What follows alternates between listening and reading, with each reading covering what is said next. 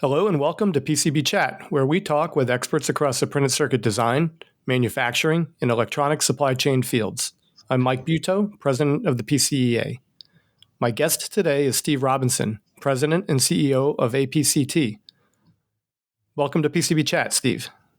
Thanks, Mike. Look forward to chatting with you and always happy to support our industry and excited to share the excitement we have with our recent acquisition. So let me start by getting some background information out of the way. APCT in February completed the acquisition of Advanced Circuits, a printed circuit board fabricator located in Aurora, Colorado. The acquisition nearly doubles APCT's annual revenue to $200 million and immediately thrust it to the number 2 spot among PCB fabricators in North America, behind TTM. Steve, regarding the acquisition, why was it the right move at this time? Well, we've been working with the Yakubs and the ACI acquisition for about 6-7 months, Mike. It was something that we started to sense a need for APCT to expand beyond our specialty offerings. We have established a business on really the more in the advanced technology platform. Speed and technology is really what we founded APCT on. And as we started to saturate that market and really grow with it, we started to have our customers really reaching out for us for more capacity and a better solution in the low, the 2 to 10 layer technology, which we consider very low technology.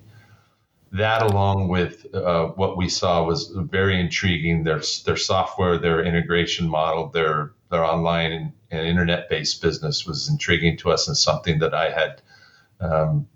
had interest in for many, many years. So customer demand, a capability and a capacity expansion of APCT that we just didn't have. When you go into the advanced technology, really HDI focused arena, which APCT has been cored in, there's a very large expense, infrastructure, engineering, and capital expense associated. So having a more economic solution in that lower technology space was a challenge for us. And this vehicle provided us additional capacity, additional very specific capacity in the 2 to 10 layer technology space that our customers were really asking us for. And in fact, we saw an increase in demand in the industry in general. And our sense of what we're seeing out there, we really felt the timing was right to do this. Along with that, in the Aurora facility, we added that capacity, but we also in the Chandler, in the Maple Grove, we added full-blown government certifications and all classifications and some very specialty and niche additional capacity to support our country and support our government, which APCT has been committed to for years. So timing was good. Obviously, the geopolitical storm and the China-Taiwan situation has a lot of chatter out there just about onshoring and some initial opportunities for North America to see an increase in demand, and that increase in demand is obviously going to be cost sensitive, and thus for us to add additional capacity and in some regions that allow us to be in a more competitive platform really made sense. And my equity partners were very supportive, and we launched the attempt to acquire ACI about 6 months ago, and like you said, closed in February. So we're very excited about it. So as we go into this conversation about the integration plan, I think you've already now addressed pretty clearly that you have all intents to keep ACI's facility open. Absolutely. Yeah, there is no consolidation or any type of activity. In fact, we're allowing and letting all the ACI facilities to continue to operate as ACI facilities. We're making it very easy for our customers. No challenges whatsoever, and then the ACI facilities will remain, and they will become subsidiaries of APCT Holdings in that venue. So the real focus here is creating that additional value, and we have added, the secret for our success has always been providing solutions to our customers to, one, map the trends in the direction of the industry and invest early, not chase technology, but invest early and lead in technology, which we've accomplished. And that's how we were able to grow APCT from my original acquisition in 2008 from $4 million to $130 million last year.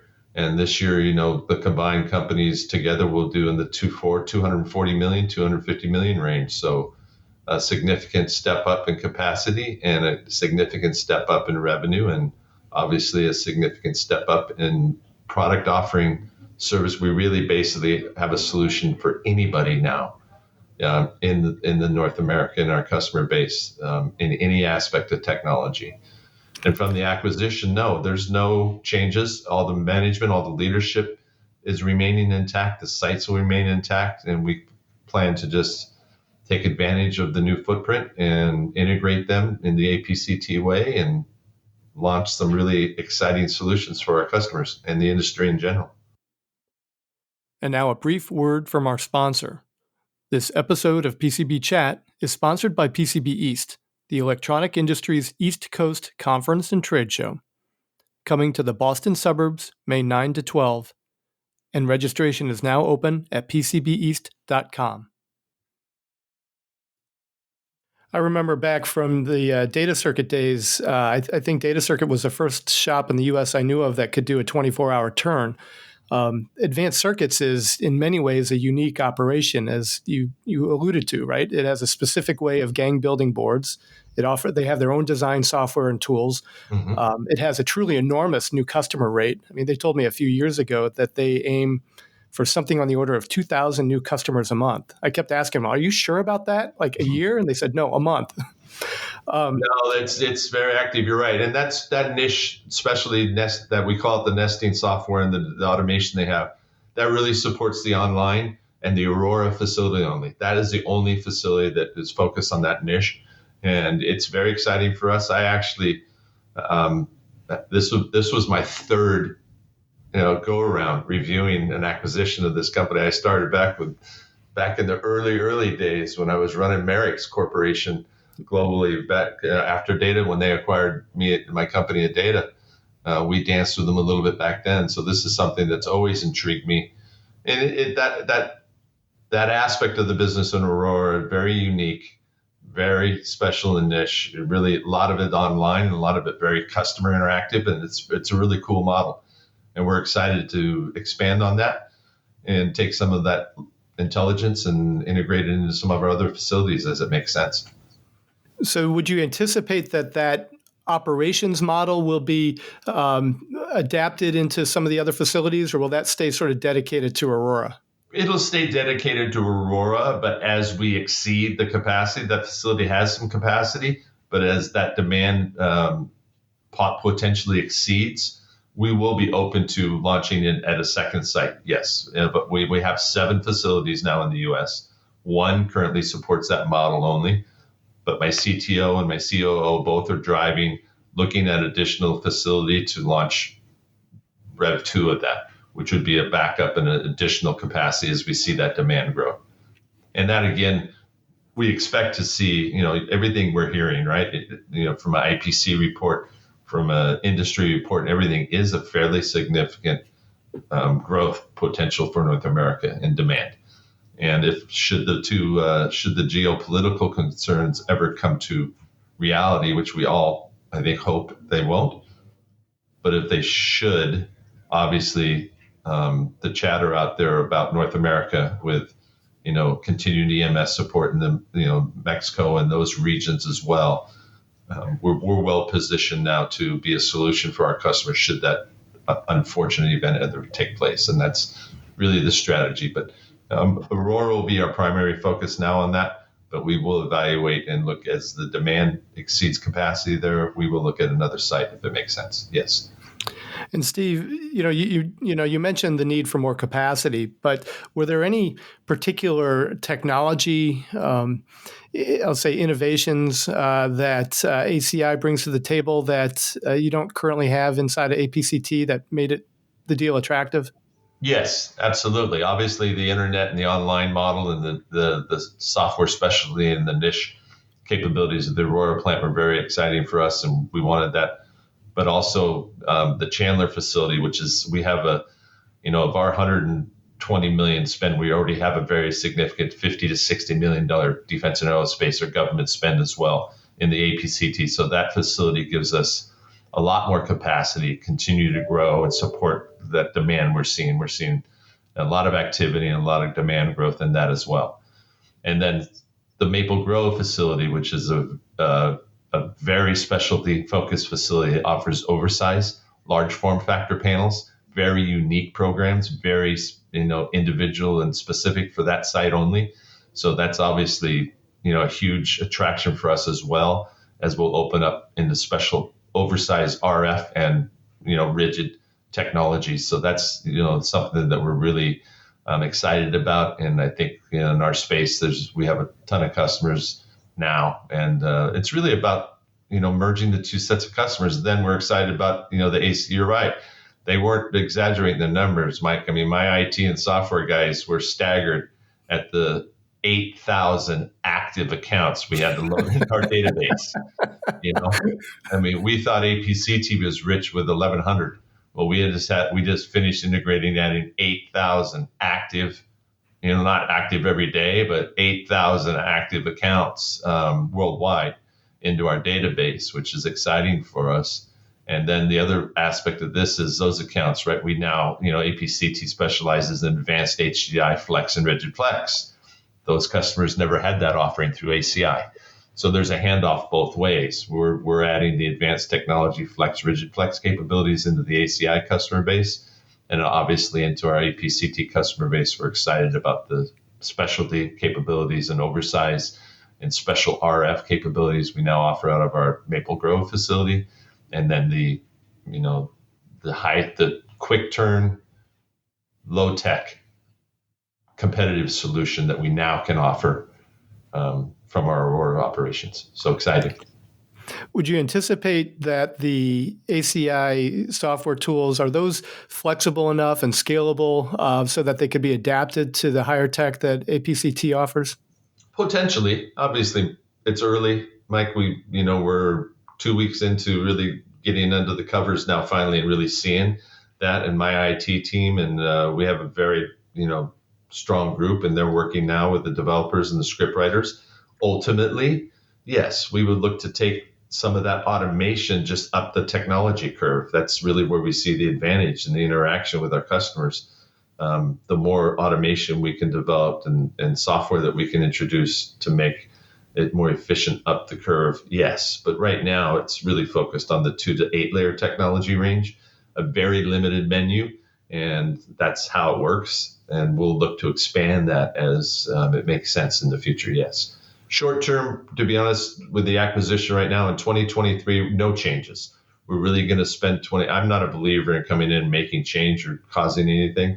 We're going to spend 2023 getting familiar, getting to know everybody, understanding where all the ACI people understand the APCT ways, and the APCT, we understand the ACI ways. And then 2024 will be the year where we'll start to look at making some adjustments or some tweaks to the models as it makes sense.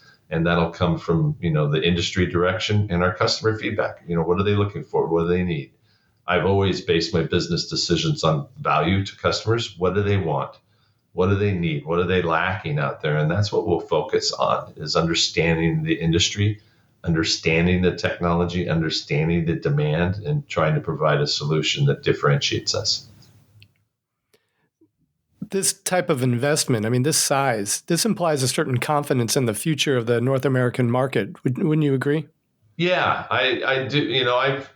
I'm a PCB rat. 1971, my junior year in high school was my first year working a graveyard electroless operator. And that's when I fell in love with this industry.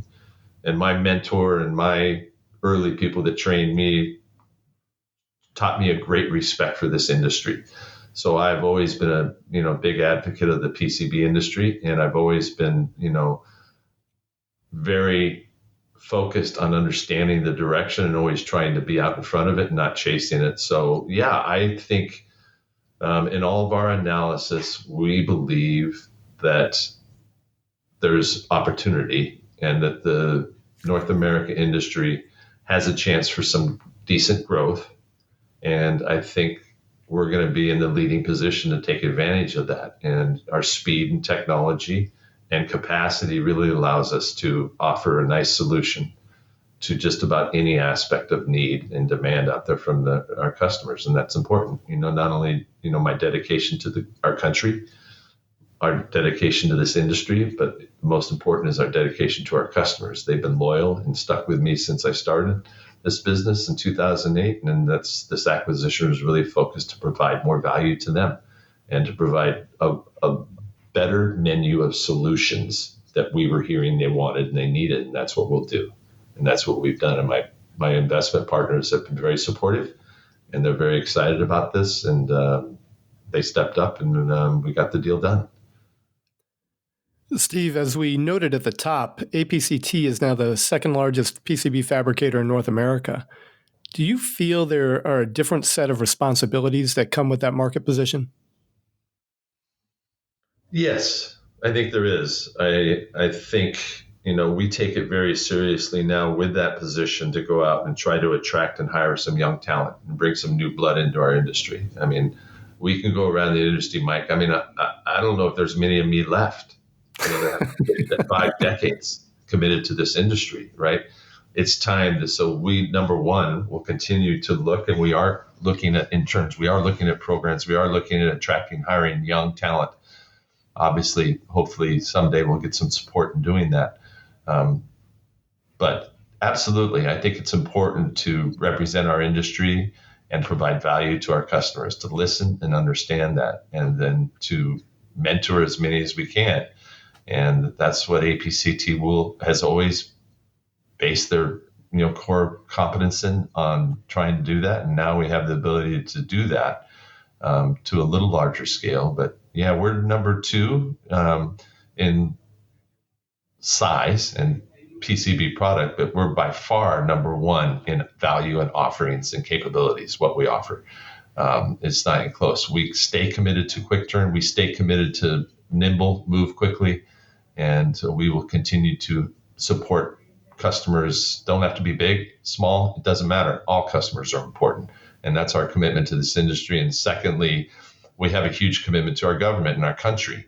Our country and our government needs to be educated on how to build printed circuit boards, how to support new and emerging technologies, and how to, really do it the right way. So our engineering and design support all the way through fab is, a commitment we will continue to fortify and invest in as necessary, and continue to hopefully drive success, a competitive landscape, and drive North America PCB success and growth. That's the model. That's the role you play as a industry leader. And while we're not as big as number one, they're huge, but we are absolutely industry leader in speed, technology, engineering, customer value, customer satisfaction, customer support, and we will drive to that. And we base our long-term relationships on customer trust, and we expect to earn that, and we expect to do whatever it takes to sustain that. That's how we differentiate ourselves.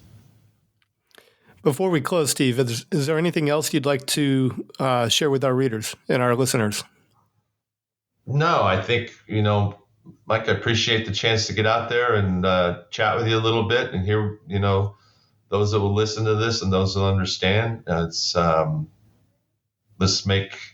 do everything we can to fortify the North America PCB industry. Let's do some things to try to make it more attractive, to attract some young, smart talent out there and get some youth and some of these, younger generations interested to work again. Hopefully we'll start to see a workforce that's willing to work again. That's been a challenge for, through the pandemic and through, all the challenges we've had in our country for the last few years. Hopefully we'll see an eager workforce ready to go out and touch things and build things again. And we're excited about. But no, I'm really excited about this ACI. I think our customers are going to be very happy with the value and the solutions we now can provide beyond the many that we provided before. And I'm looking forward to a very exciting 2023 and beyond, hopefully. Well, I love those goals, Steve. I want to thank you for your time today, and best of luck with the integration and the rest of 2023. Thank you, Mike. I appreciate it. And you take care of yourself. Good chatting, good catching up. My guest today has been Steve Robinson, President and CEO of APCT. For PCB Chat, this is Mike Buetow. Have a nice day.